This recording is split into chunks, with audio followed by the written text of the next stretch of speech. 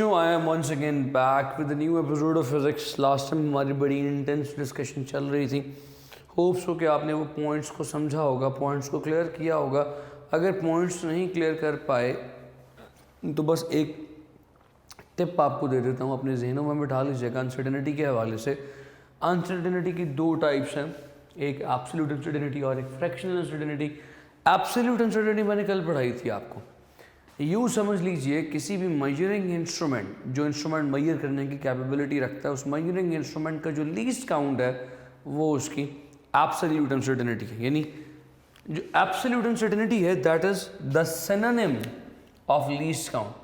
ये least count का ही दूसरा नाम है। बस इतनी बात अगर जहन में रख लेंगे तो चीज़ें आगे बड़ी समझनी आसान हो जाएंगी। आज जो नई चीज़ आपको मैंने पढ़ानी है that is fractional uncertainty. Fractional uncertainty क्या होती है बच्चों? Fractional uncertainty simply said to be the ratio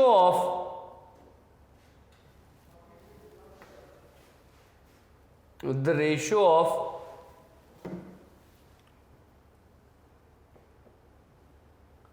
absolute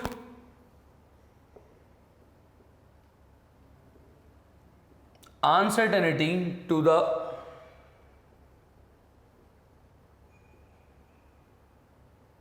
measurement. मिसाल के तौर पे अगर इसका फॉर्मूला लिखा जाए तो वो कुछ ऐसे लिखा जाएगा कि जो भी एब्सोल्यूट अनसर्टेनिटी है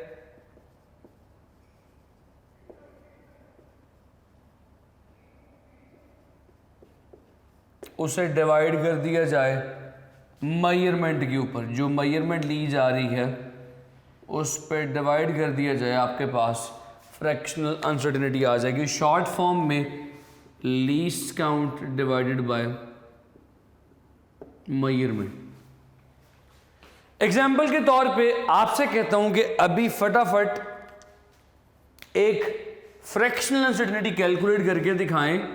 मैंने length of let's say white board की लेंथ मेजर की है x, जो आती है 90 millimetre, let's say plus minus 0.1 millimetre.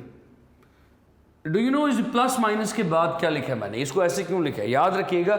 ये मैंने आपको एक चीज़ सिखाने की कोशिश की है। जब भी आपको मेजरमेंट लिखी हुई देखते हैं, उस मेजरमेंट में ये सबसे पहले जो लिखा होता है, जो एक बड़ी वैल्यू होती है that is actually the measurement. ये वो असल में मेजरमेंट होती है जो आप लेना चाह रहे हैं। मिसाल के तौर पे मैंने इस वाइट बोर्ड की लेंथ मेजर करनी थी, लेंथ की मेजरमेंट लेनी थी, तो वो जो लेंथ की मेजरमेंट है वो ये 90 मिलीमीटर मेरे सामने है। और ये प्लस माइनस के बाद जो मैंने लिखा है दिस थिंग, ये जो प्लस माइनस के बाद चीज़ मैंने लिखी है ये है एब्सोल्यूट अनसर्टेनिटी। यानी जिस मेजरिंग इंस्ट्रूमेंट से मैंने मेजरमेंट ली है उसका ये लीस्ट काउंट लिखा हुआ है। सो लीस्ट काउंट को हमेशा याद रखिएगा, प्लस माइनस के बाद लिखते हैं क्योंकि ये अनसर्टेनिटी है, हमें नहीं पता प्लस माइनस 0.1 की कमी भी हो सकती है इसमें और इजाफा भी हो सकता। अब आपने करना क्या है? फ्रैक्शनल अनसर्टेनिटी फाइंड करनी है। फ्रैक्शनल अनसर्टेनिटी क्या कैसे आएगी? That is simply least count 0.1 divided by measurement, जो भी हो उस पर डिवाइड कर देंगे, आपके पास फ्रैक्शनल अनसर्टेनिटी की वैल्यू आ जाएगी। अब जो भी वैल्यू आएगी वो फ्रैक्शनल अनसर्टेनिटी की वैल्यू। लेट्स फाइंड आउट क्या आएगी। Let me take out my mobile phone, calculator पे फटाफट से करके दिखाऊंगा आपको। 0.1 divided by 90 I will get 0.0011।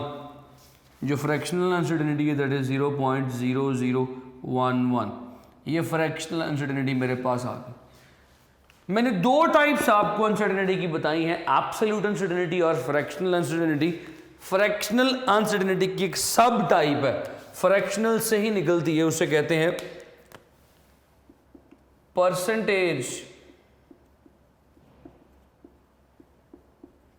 Percentage uncertainty कहते हैं उसे। What is meant by percentage uncertainty? अगर आपसे कहा जाए परसेंटेज अनसर्टेनिटी निकालें तो भाई कोई मुश्किल बात नहीं है।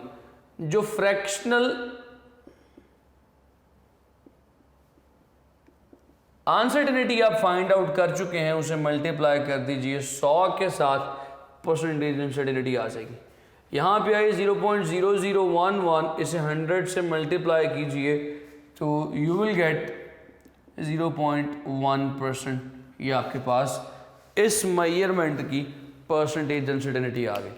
Now you people are very much familiar with what is absolute uncertainty, simple least count को कहते हैं। What is fractional uncertainty, simply least count divided by measurement को कहते हैं। What is percentage uncertainty, fractional uncertainty को 100 से multiply करो, उसकी परसेंटेज आ जाएगी, वो परसेंटेज फ्रैक्शनल अनसर्टेनिटी कहलाती है। तो आपके पास अब अनसर्टेनिटी के टाइप से आप बखूबी वाकिफ़ हैं। अब अगर आप समझेंगे एक्यूरेसी और प्रिसीजन को तो आपके लिए समझना कदर आसान होगा। ये बातें डिटेल में किताब से नहीं लिखी हुई, ये बातें आपकी बेसिक्स के लिए बड़ी ज़रूरी हैं। पूछ लेते हैं फ्रैक्शनल अनसर्टेनिटी की, आपको पता ही नहीं होगा तो आप बताएंगे कैसे, लिहाजा इसको ईजी नहीं लेना, इसको लाइट नहीं लेना, इसको समझना। तो भाईजान आगे चलते हैं, मैं आपको आगे लेके चलता हूँ। Let's find out what is meant by precision and what is meant by accuracy. The next thing is precision and accuracy. तो मैं पहले डिफाइन करूंगा प्रिसीजन को। प्रिसीजन क्या होती है, किताब में टॉपिक है प्रिसीजन एंड एक्यूरेसी का, पहली डेफिनेशन लिखी गई है प्रिसीजन की। प्रिसीजन प्रिसाइज मेजरमेंट क्या होती है, जो मेजरमेंट आप ले रहे हैं वो प्रिसाइज है या नहीं। प्रिसाइज है क्या, पहले तो ये पता चले प्रिसाइज मेजरमेंट क्या होगी। जुमले पे गौर कीजिएगा।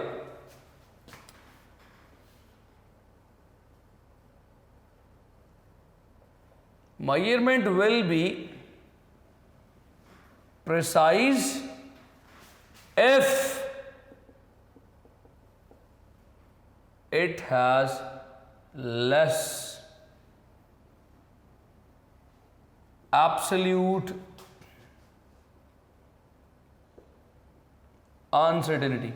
वो मेजरमेंट ज़्यादा प्रिसाइज होगी, ज़्यादा प्रिसीजन उस मेजरमेंट की होगी जिसका एब्सोल्यूट अनसर्टेनिटी यानी लीस्ट काउंट कम से कम हो। सवाल आ गया अब आपके लिए, मैं कुछ भी नहीं बताऊंगा, आपके जवाब का इंतज़ार करूंगा। सवाल है which of the following is most precise instrument. Option A screw gauge, option B metre rule, option C vernier calliper, option D none. इनमें से कौन सा सबसे ज़्यादा प्रिसाइज इंस्ट्रूमेंट है? क्या स्क्रू गेज है, क्या मीटर रूल है, क्या वर्नियर कैलिपर है या नन? देखो इस सवाल का जवाब तुमने इस डेफिनेशन की रोशनी में देना है। वो मेजरमेंट प्रिसाइज होगी जो सबसे कम लीस्ट काउंट यानी सबसे कम एब्सोल्यूट अनसर्टेनिटी से ली जाए, तो वही मेजरमेंट वही इंस्ट्रूमेंट सबसे ज़्यादा प्रिसाइज होगा जिसका लीस्ट काउंट सबसे कम है। तो प्रिसाइज इंस्ट्रूमेंट क्या है? हैविंग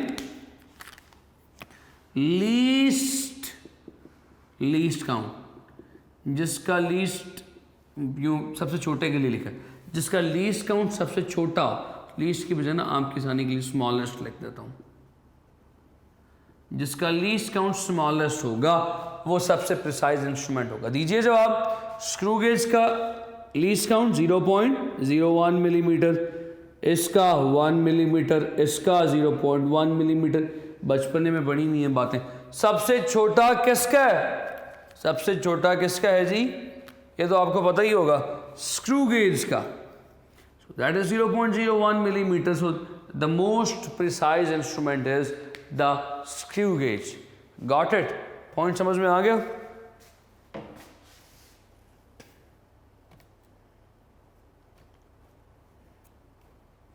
बस फिर आगे चलते हैं। हमने प्रिसीजन को समझ लिया। प्रिसीजन के बाद जो नेक्स्ट चीज जो काबिल गौर है दैट इज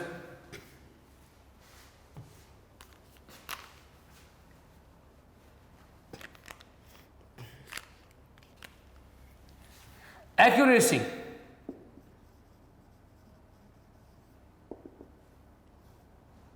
एक्यूरेसी डिफाइन की जाती है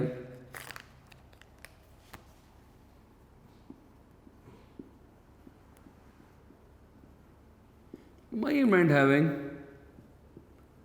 least fractional अनसर्टेनिटी। ऐसी मेजरमेंट जिसमें फ्रैक्शनल अनसर्टेनिटी बहुत कम हो वो एक्यूरेट मेजरमेंट कंसिडर की जाती है। सवाल करवाता हूं एक, विच of the following is most accurate measurement? Option A 1 millimeter plus minus 0.1 millimeter, B option 5 millimeter plus minus 1 millimeter, option C 1 millimeter plus minus 0.01 millimeter, option D none. लीजिए इसका जवाब दीजिए। हमें कैसे पता चलेगा कि जो मैंने आपके सामने तीन रखी हैं इनमें से मोस्ट एक्यूरेट कौन सी है? एक्यूरेसी का क्राइटेरिया है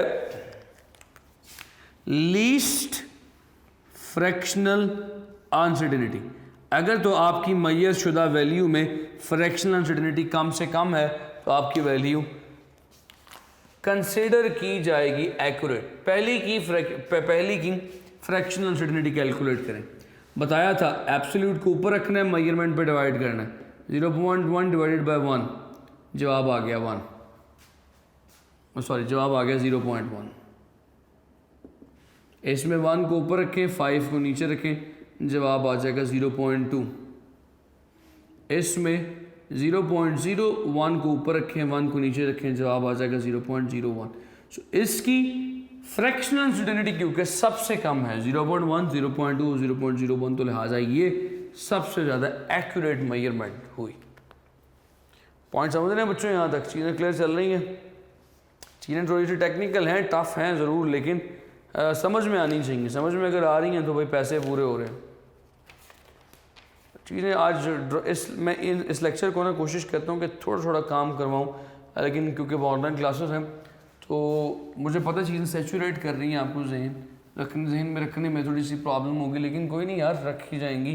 अगर आप मेरे इस लेक्चर को आधा करके सुन लें, पहले आधा लेक्चर समझ लें, फिर उसके बाद घंटे के बाद, आधे घंटे के बाद फिर आधा लेक्चर सुनें, फिर उसको समझें, तो उम्मीद है कि आपको समझ में आ जाएंगी बातें।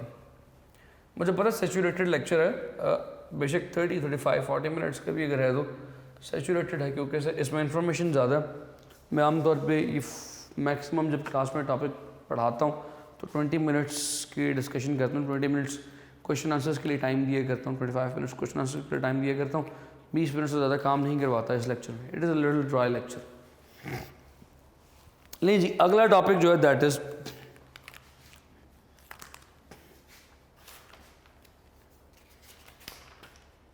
Assessment of total uncertainty.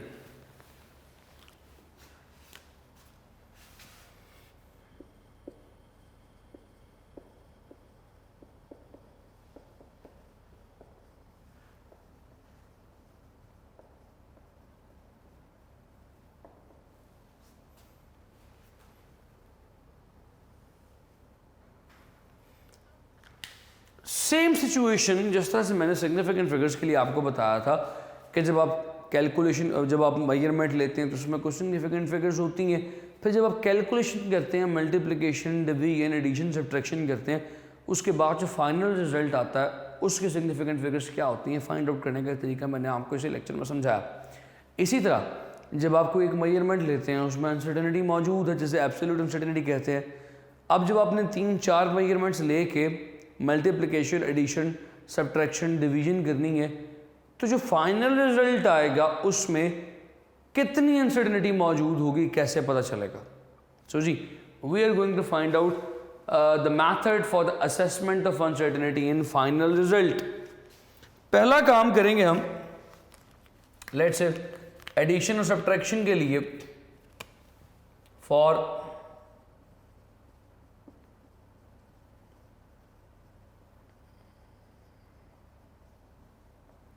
For addition and subtraction.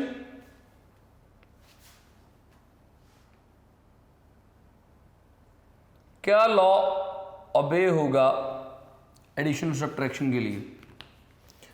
इसके लिए क्या लॉ ओबे होगा मैं लिख देता हूं आपके सामने, जहनों में बिठा लीजिएगा। For addition and subtraction, keep this thing in your mind.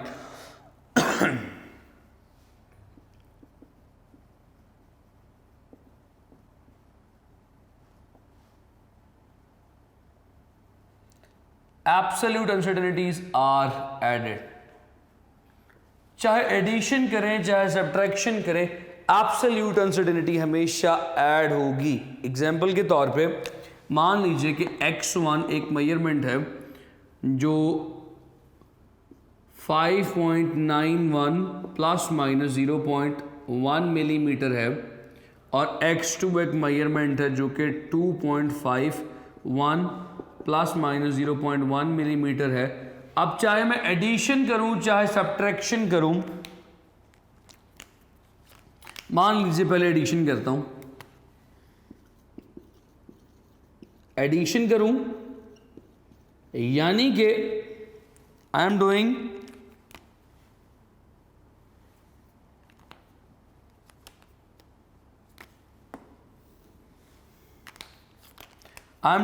x1 plus x2, what I will get? Simple add करते जाए, 1 + 1 2, मैं यहां पे लिख देता हूं 2 14 4 1 कैरी चला गया, डॉट पछोनी एडिशन शुरू हो गई, 6 + 2 8, 8.42। अब ये तो जवाब आ गया 8.42। इन दोनों को ऐड करने का अनसर्टेनिटी का क्या बनेगा? इसमें अनसर्टेनिटी कितनी है? रूल बता दिया कि इनमें एब्सोल्यूट अनसर्टेनिटी ऐड हो जाएगी, प्लस माइनस 0.1 0.1 0.2 मिलीमीटर। सो याद रखिएगा, चाहे एडिशन हो चाहे सब्ट्रैक्शन हो, एब्सोल्यूट अनसर्टेनिटीज ऐड हो जाएंगी। सब्ट्रैक्शन भी करके दिखा देता हूं। सब्ट्रैक्शन में भी x1 माइनस x2 करके देखते हैं। इन दोनों को माइनस करेंगे की बचेगा 3.4। अब अनसर्टेनिटी क्या आएगी final? That will be added plus minus 0.2 millimetre. So चाहे एडिशन हो चाहे सब्ट्रैक्शन हो, एब्सोल्यूट अनसर्टेनिटी फाइनल रिजल्ट के लिए हमेशा ऐड होगी। सो इसके बाद जो है that is multiplication and division.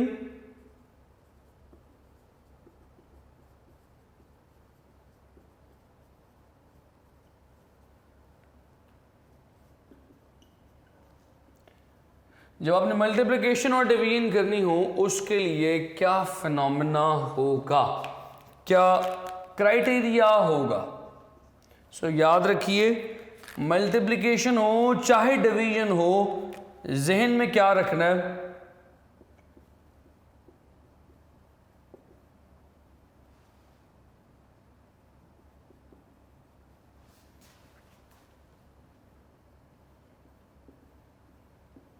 Percentage uncertainties are added. Multiplication और डिवीजन के लिए परसेंटेज अनसर्टेनिटीज ऐड होती हैं।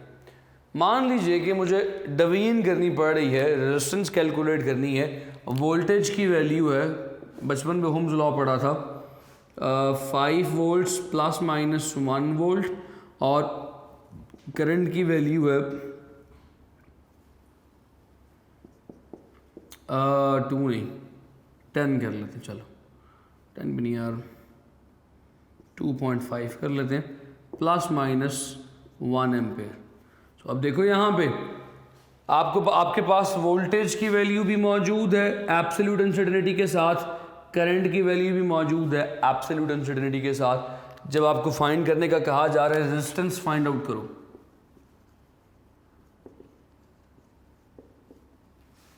एग्जाम्पल करवा रहा हूं। रेजिस्टेंस किसके इक्वल होती है? V is equals to I R, R is equals to V over I. यानी अब आपको यहां पे करना क्या पड़ेगा? आपको डिवीजन करनी पड़ेगी। वी और आई को डिवाइड करना है, डिवीजन आ गई तो भाई एब्सोल्यूट अनसर्टेनिटी गिवन है, यहां पे भी एब्सोल्यूट अनसर्टेनिटी गिवन है। रूल क्या है, परसेंटेज अनसर्टेनिटीज आर एडेड। सो पहले वोल्टेज के लिए परसेंटेज कैलकुलेट करो, करंट के लिए परसेंटेज अनसर्टेनिटी कैलकुलेट करो, जो जवाब आएगा उनको ऐड करोगे तो रेजिस्टेंस का फाइनल रिजल्ट में अनसर्टेनिटी आ जाएगी। हम यही करना चाह रहे हैं ना, हम कैलकुलेट क्या करना चाह रहे हैं, फाइनल रिजल्ट की अनसर्टेनिटी। तो फाइनल रिजल्ट क्या है, रेजिस्टेंस। रेजिस्टेंस में अनसर्टेनिटी कितनी आएगी, इसकी परसेंटेज अनसर्टेनिटी और इसकी परसेंटेज अनसर्टेनिटी दोनों को ऐड करना पड़ेगा। सो भाई काम पे लगते हैं, आउटर स्पेस है मेरे पास। Let's calculate the percentage uncertainty for voltage. Voltage के लिए कैलकुलेशन शुरू करते हैं। ये 1 है, ये 5 है। So percentage uncertainty for voltage is 1 divided by 5 बताया था, least count divided by measurement. Percentage के लिए साथ 100 से मल्टीप्लाई कर देंगे तो ये होगा 0.2 मल्टीप्लाई बाय 100 दैट इज 20%। इसी तरह करंट के लिए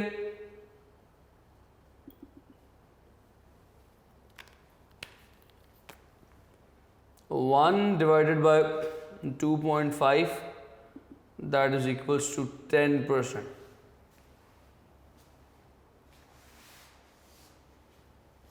सॉरी 20%, बल्कि ये भी 20 भी नहीं 40% आएगा। करके देख लीजिएगा, ये तकरीबन 40% बनता। देखिए अब हमारे पास करंट की परसेंटेज अनसर्टेनिटी है, वोल्टेज की परसेंटेज अनसर्टेनिटी है, रेजिस्टेंस कैलकुलेट करनी है। रेजिस्टेंस किसके इक्वल है, वोल्टेज है 5, करंट है 2.5, कट के आया 2, resistance is 2 ohms plus minus 40%, ये 20%, ये 60% अनसर्टेनिटी। सो मेरे पास ये तरीका आ गया मल्टीप्लिकेशन और डिवीजन के लिए। मल्टीप्लिकेशन के लिए भी एन यही होगा, बिल्कुल यही होगा। होप सो यहाँ तक मल्टीप्लिकेशन डिवीजन तक बातें आपको क्लियर होंगी। एक स्टेप और आगे करवा देता हूँ, I have time. So then there is the power rule, yes power factor. Power factor का करवा के फिर उसके बाद ख़त्म करूँगा आज का।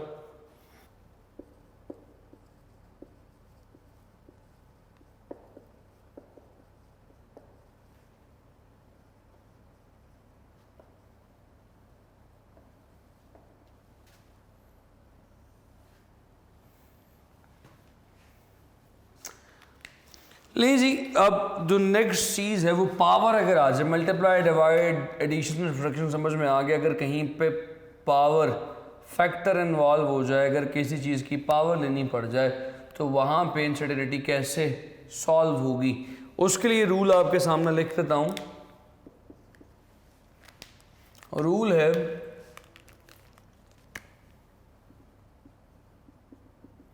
Multiply power by percentage uncertainty. Power को परसेंटेज अनसर्टेनिटी से मल्टीप्लाई कर दें, आपके पास अनसर्टेनिटी की वैल्यू फाइनल रिजल्ट में आ जाएगी। एग्जांपल देता हूं कि मेरे पास एक लेट से छोटा सा सफ़ेयर था, एक ऐसे बॉल था, उस बॉल का मैंने रेडियस फाइंड आउट किया। रेडियस आया 2 मिलीमीटर प्लस माइनस 1 मिलीमीटर। अब मुझे कहा जा रहा है कि find out its volume, volume find out करो। और मैं जानता हूँ वॉल्यूम किसके इक्वल है, वॉल्यूम ऑफ सफ़ेयर होता है 4/3 पाई आर क्यूब। मुझे वॉल्यूम फाइंड आउट करना। रेडियस में एब्सोल्यूट अनसर्टेनिटी है 1 मिलीमीटर की, और कहता क्या है वॉल्यूम फाइंड आउट करो, वॉल्यूम रेडियस का क्यूब है। तो भाई पावर क्या है 3, याद रख लो फाइनल रिजल्ट में पावर ने परसेंटेज अनसर्टेनिटी से मल्टीप्लाई होना है। सो भाई फटाफट से परसेंटेज अनसर्टेनिटी रेडियस की फाइंड आउट कर लो, वो क्या आएगी, least count divided by measurement 1 divided by 2 multiply by 100, so it will become 50%। Point समझ रहे हो, सिंपल 50%।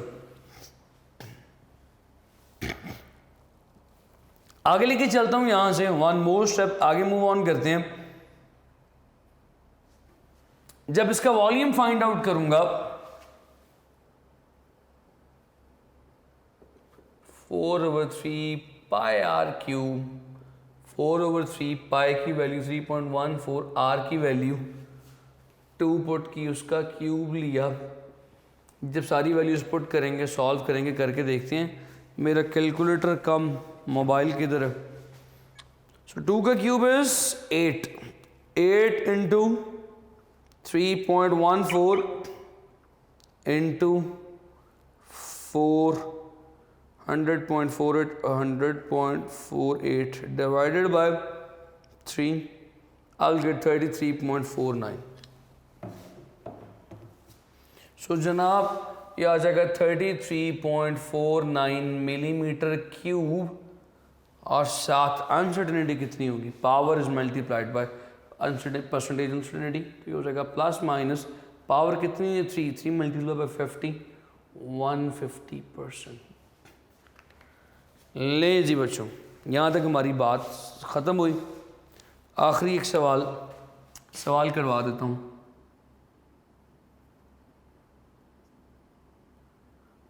सवाल है, mass has the uncertainty of 2% and velocity having the uncertainty of 6%, not 6%, 3%. Find the uncertainty in kinetic energy। मेरा पसंदीदा सवाल, 90% बच्चे गलत करते हैं। मैस में अनसर्टेनिटी 2% है, वेलोसिटी में 3% है, काइनेटिक एनर्जी में कितनी होगी? काइनेटिक एनर्जी होती क्या है 1/2 mv²। तो वेलोसिटी का स्क्वायर आ गया। वेलोसिटी में अनसर्टेनिटी कितनी है 3%। पावर रूल लगाओ। यहाँ पे वेलोसिटी का स्क्वायर है, वेलोसिटी की परसेंटेज अनसर्टेनिटी 3% है, तो वेलोसिटी में कितनी होगी 3 multiply by 2, power is 2, 6% velocity में।